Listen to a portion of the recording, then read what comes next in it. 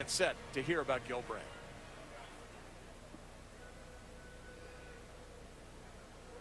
Good evening. When the Dallas Cowboys came into the league back in 1960, the deck was stacked against any expansion team. That initial season, they did not win a game.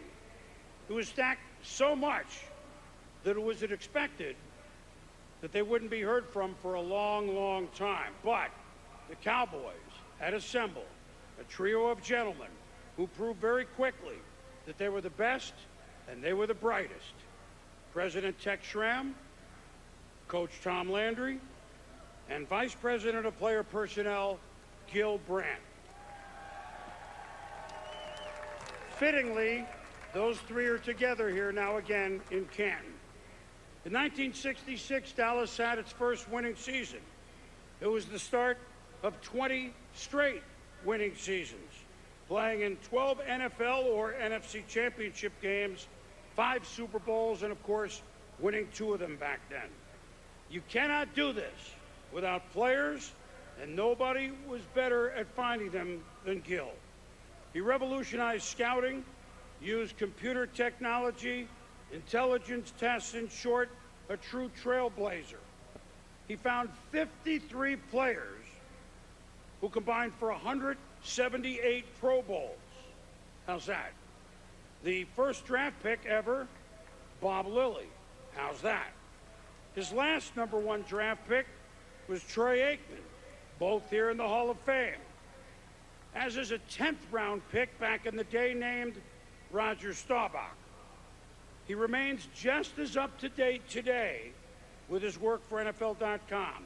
To present Gil Brandt here in Canton, Dallas Hall of Fame owner Jerry Jones. Well, to become a director of player personnel in pro football today, I think that one has to have a rapport between the head coach of his team and the college coaches. In the 1960s, a promising Dallas Cowboys employee named Gil Brandt revolutionized the scouting process and forever changed the game. You know, what is amazing to me about Gil Brandt is his attention to detail.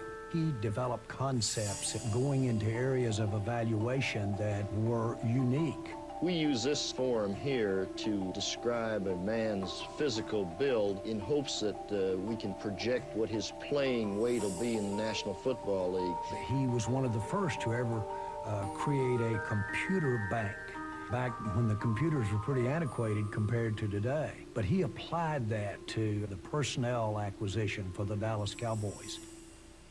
As the Cowboys' VP player of personnel, he worked alongside Tom Landry as the chief architect of America's team. Over nearly 3 decades, Brandt oversaw the drafting of 9 Hall of Famers, including Roger Staubach, Tony Dorsett, Troy Aikman, and Michael Irvin. Gil put the cornerstone pieces in place that allowed the Dallas Cowboys to have 20 straight winning seasons. In his 29 years with the Cowboys, they made 5 Super Bowl appearances, winning 2. Gil and I met for the very first time right before the announcement that I had shaken hands with Bob Brandt and bought the Dallas Cowboys. I told him that we were going to be making a change, and I'll never forget this. With a mass of media, he said, I believe this cat's in over his head. But from that point forward, Gil Brandt became such an ambassador for the Dallas Cowboys. Brandt transitioned into a successful post-Cowboys career as a talent evaluator and analyst, thanks to his uncanny ability to unearth the best players, especially undrafted diamonds in the rough. When you think of the fact that he'd invite 80 college free agents to our off-season work beyond the draft, we got people, all-pro players like a Cliff Harris, a Drew Pearson, a pair of 7th-round selections in Rayfield Wright and Bob Hayes. He wasn't around, but that's how we got Tony Romo. And that's how that lesson stuck with us, his propensity to leave no stone unturned. My most rewarding time with Gil was recently regarding his induction into our Ring of Honor. Gil personally chose 15 of the 19 players that are in that Ring of Honor. When Gil asked me to make the induction, I thought, how many people get a chance to be a part of an honor of someone that you fired 30 years ago? How could it have come this full circle? He is a once-in-a-lifetime man who has contributed to the development and growth of the Dallas Cowboys and the National Football League like few others who have ever lived. I'm honored to present my great friend, Gil Brandt, for enshrinement into the Pro Football Hall of Fame. Ladies and gentlemen, presenting Gil Brandt for enshrinement into the Pro Football Hall of Fame, Jerry Jones.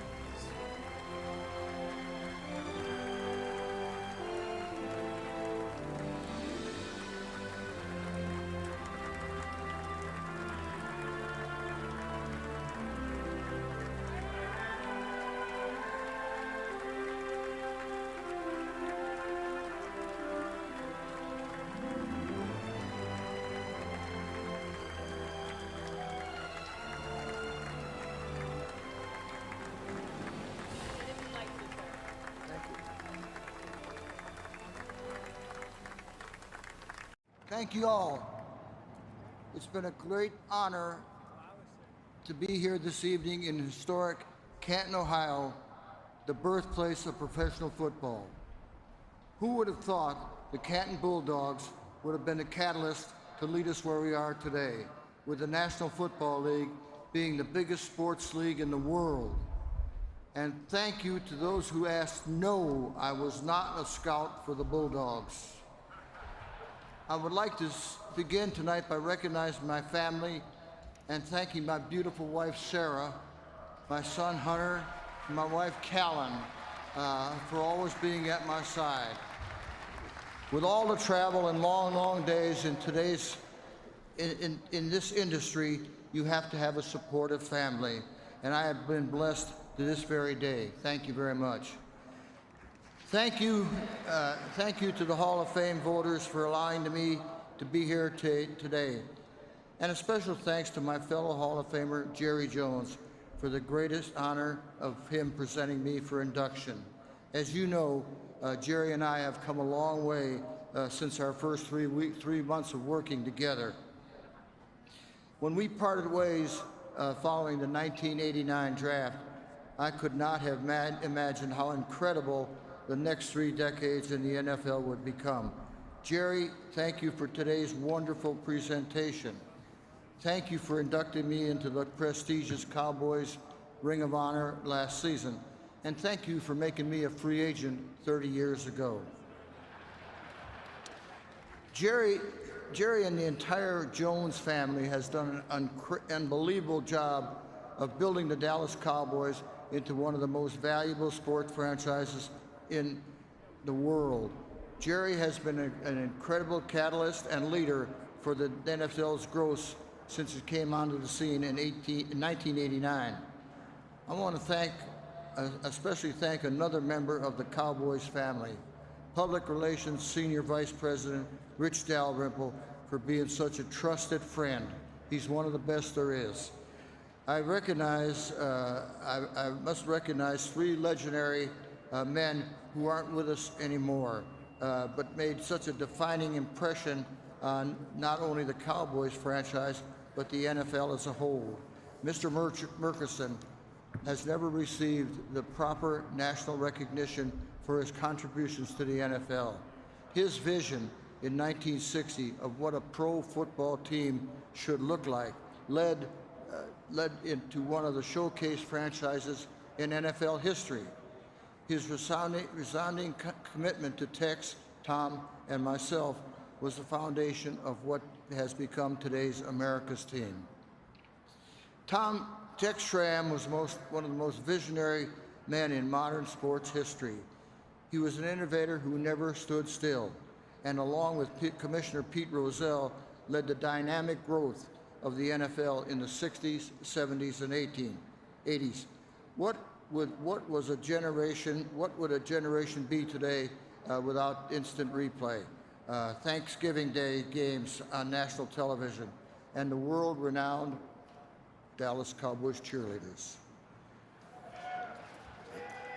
His network TV background allowed him to see the different vision for the game, colors that appealed to viewers, arrows next to the number on the field, a referee microphone, wind direction strips on the goalpost, just to name a few.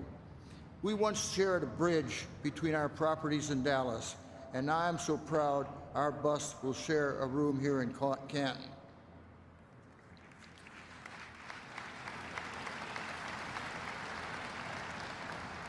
Another legend who I'm so proud to join here in Canton is my good friend Tom Landry, Coach Tom Landry. What a great man to work alongside. You can go through all the stats: 270 NFL wins, 2 Super Bowls, 20 straight winning seasons. You can go, and you can go through his own history of innovations, the flex defense, the shotgun, and situation substitution, which he began using in the 80s. But what made him such a truly great person was his character, his personal integrity, and the way he treated people, whether it was co-workers, players, or fans. Whatever line of work Tom Landry had ventured into, he would have been a huge success. Thank goodness for us, he chose football. I was fortunate enough to work alongside these great men for almost 30 years and help bring winning football to the growing city of Dallas, Texas. But what made the Dallas Cowboys organization so successful was the players. And a number of them are on the stage here today. And plus, we have a bunch of them here in the audience today. That's why the Cowboys were successful. Here is the lifeline of any organization is the players. Over my 60 years in this industry, I still get the biggest thrill I got out of seeing college kids I scouted and believed in and championed grow into some of the greatest players to ever wear a uniform. I'm extremely proud that with the backing of the Dallas Cowboys during a highly volatile time in race relations in our country, I was able to get in on the ground floor of doing scouting at predominantly historically black universities and colleges. Places like Jethro Pugh from Elizabeth City Teachers College, or Fort Valley State, where future Hall of Famer Rayfield Wright dominated the competition. Florida A&M, where I witnessed a world-class athlete like Bob Hayes, or over 20 years later, another great athlete in guard, Nate Newton. Langston University in Oklahoma, where Thomas Henderson played on an 0-11 team as a senior, but he possessed some of the most incredible athletic talent I've ever seen. I'm so proud of Hollywood, who I believe is here tonight, the demons that he overcame, and what he has accomplished over his last 35 years of sobriety. And I can promise you this: there weren't any other scouts on the campus of Johnson C. Smith University the day we were fortunate enough to bring Pettis Norman into our organization. I'm still highly honored to hold an annual vote for the Black College Football Hall of Fame, who will play a game here in September, where I'm proud to say former Dallas Cowboys running back Timmy Newsome from Winston-Salem State was one of our inductees this past year. I'm also grateful to our organization for being on the cutting edge of some great personnel decisions while locating talent in other sports. Basketball players who had never played a down of college football. One of my all-time favorites, Cornell Green of Utah State, who went on to start 145 consecutive games and was named All-Pro 4 seasons. Never played a day of college football. Even a European soccer-style kicker like Tony Frisch from Austria, who was one of the first soccer-style players to come into the league. Not to mention the undrafted free agents that we sought we brought into training camp every year for an opportunity to show their talents. Fantastic players emerged, many of whom should be in the Hall of Fame today. Players like Drew Pearson from Tulsa, safety Cliff Harris from Washita Baptist, Bill Bates from Tennessee, Dave Edwards from Auburn, and a young corner from Grambling named Everson Walls, who finished his NFL career with 57 interceptions. As every scout and personnel man knows, being on the road scouting gives you an opportunity to interact not only with players, but coaches and other scouts. It gave me a chance to develop an everlasting relationship with a lot of legends of the game, like senior linebacker at Wichita University. I scouted in the fall of 1963, Bill Parcells. Never played it down in the NFL, but coached 2 NFL teams to Super Bowls. Or a backfield coach for the Minnesota Vikings Golden Gophers in 1979. A young offensive genius named Mike Shanahan. I thought you Denver people would like that. Who went on to lead the Broncos to 2 Super Bowl championships.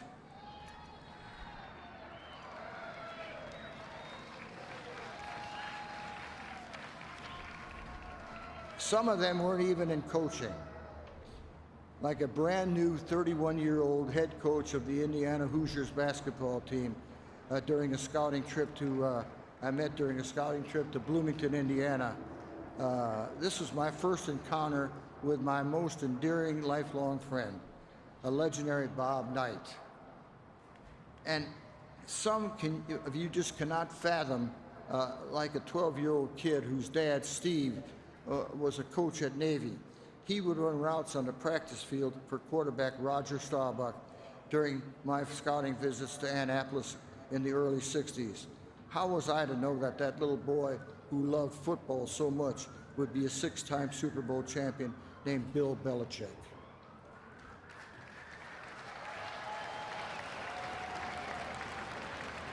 Who finds his name to be listed among the best coaches ever to coach this game, and has been a great friend for over 50 years. Not to mention great players and great men who deserve further recognition, like Leroy Jordan, who's here tonight, Charlie Waters is here tonight, that played so great for the Dallas Cowboys for so many years, or the last 2 first-round picks I was part of with the Cowboys, my fellow Hall of Famers, Michael Irvin and Troy Aikman. Or even going back to the early days with incredible men like lifelong friends, Bob Lilly and Mel Renfro. My life has been an incredible journey, all inspired by football. I've been fortunate enough to see this growth of this game the past 60 years. When we were one of the founders of the first scouting combine in the early 80s, who would envision how far this event has advanced? Esteemed Hall of Fame voter Rick Goslin recently said that 20 years ago, the first combine, there were 7 media members credentialed for the combine. This past year, there was over 2,000. And the draft. Where do I even begin? We used to do it in one day when teams gathered in a hotel ballroom to divvy up that year's draft. College draft is supplied of Collins talent. Has become one of the biggest annual events in sports. It's now a 3-day national television premiere event with millions watching around the nation. And I would imagine everybody in this crowd probably watched the draft for some time this past year. When we started working with computers back in the early 1960s, before any other team saw the advantages that followed suit, there was a lot of skepticism in the industry. Fortunately, with the help of a young computer genius from the IBM office named Salam Karithi, we were able to begin a process of sorting, categorizing, and ranking all the vital data for the process of each player for the incoming college draft. It was very professionally fulfilling for me that so many of the traits we identified as scouting metrics and landmarks in the early days have been used by the greatest football coaches, scouts, and evaluators of the current generation. And let me speak directly for a few moments to all of the scouts in today's audience and watching on TV. What you do in locating and securing talent is the lifeblood of the sport of football. All the time in random hotels, driving from one place to another, it pays off. Seeing that player but with something special in his lateral moves, or going to a D3 campus and finding a diamond in the rough. It's really, really, you deserve a huge applause, I'll say that. It seems to me that the magic that keeps coming out of on the road for the half of the year and half the year in a fill room has been very important to our success. Scouting isn't always easy when you get into the nuts and bolts of following 500 new players every season, but it's so rewarding. And I want every single one of you to look at my election into the Hall of Fame as a tip of the cap to the entire scouting industry, and see yourself in inclusion in Canton someday. There's no better testament. There's no better testament. My notes all flew away here. There's no better testament than this league than how much fans care. I hear from thousands of them, all from all over the world, on my Sirius XM radio shows. I'm so happy to be involved in the NFL channel from the very beginning. And a special thanks to Steve Cohn, Nick Pavlotis, Alex Marvez, who have been with me the entire season. Also, I have some dear friends from Montana that are here today. And my wife and I and son have shared many wonderful days in the great state of Montana.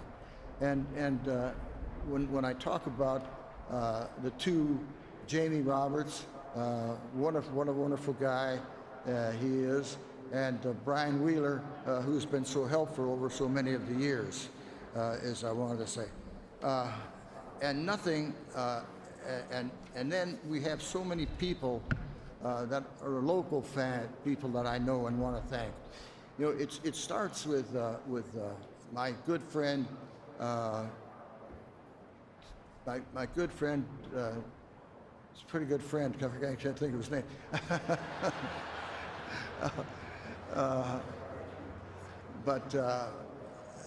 I've got a neighbor just down the block, and he's the greatest entrepreneur in the state of Texas and in the entire world.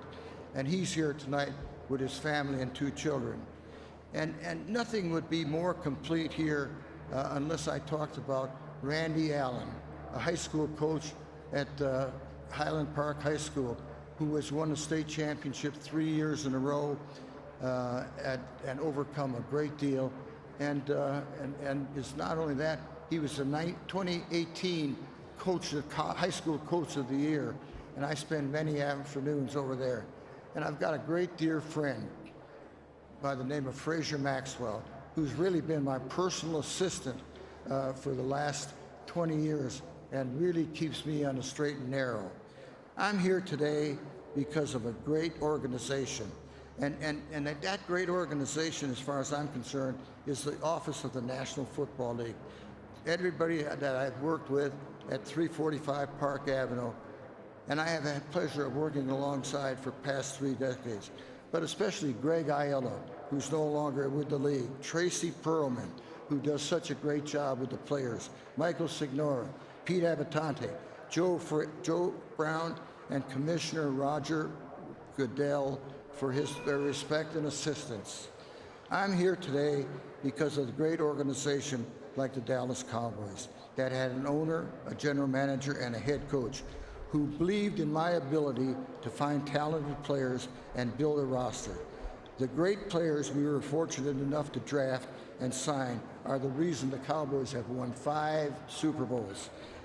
And I've seen 25 of these players that we drafted right here in the Hall of Fame today as players, coaches, and contributors, is what it is. And I want to say this. I'm lucky to be involved in this great enterprise, and I thank all these coaches and players on the staff that we've worked with all the time.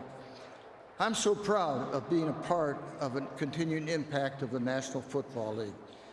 Thank you again to the Hall of Fame voters for this incredible honor.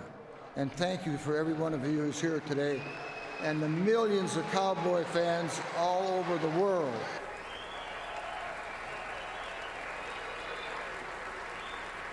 And thank you so much to all the fine people of Canton, Ohio, for having me here today. Thank you very much.